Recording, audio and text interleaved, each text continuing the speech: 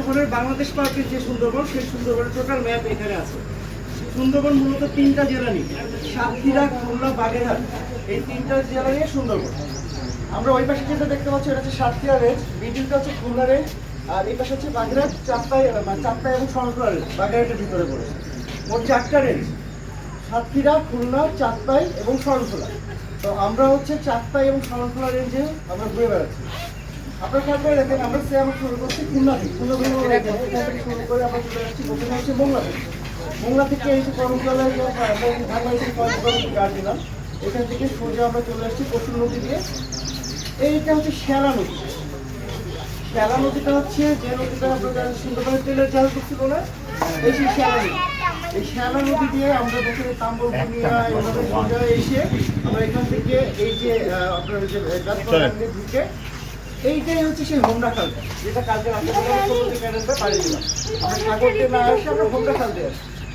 তো এই হচ্ছে সেই হোমরা খাল। এখন আমরা আছি কটকাল লাস্ট একদম দেখে, এর পরবর্তীতে কিন্তু বাংলাদেশের কোনো ল্যান্ড সীমা নাই।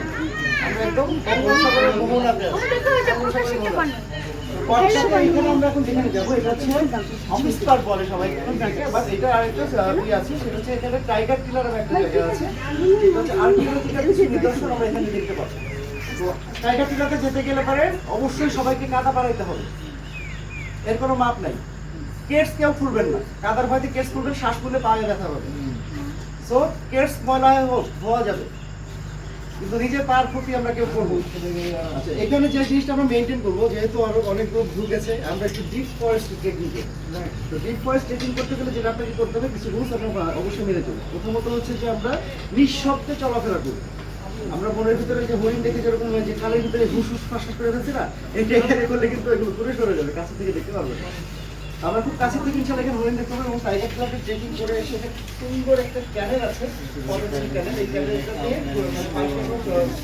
করে চলে আসবো আমরা হচ্ছে এই জায়গাটাতে। এবং ট্রলারে উঠে আমরা চলে যাবো জামতলা সিরিজে। যেহেতু জামতলা সিরিজে সকালবেলা দেখুন কী অবস্থা, ততক্ষণে জোয়ার হয়ে যায়, আর জোয়ার হয়ে গেলে পানি বেড়ে যাবে, আমরা নামতে পারবো ইনশাল্লাহ।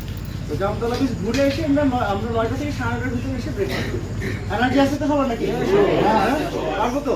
বাট এখানে একটা কথা হচ্ছে যে আমি থাকবো ফ্রন্টে, আমি আপনাদের এখানে টোটালি গাড়ি করবো, জামতলা আমি যাবো।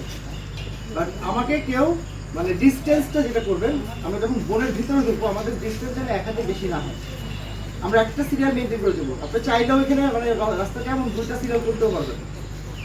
ঠিক আছে, তাহলে আমরা মুভ করি। ওকে, লেটস গো।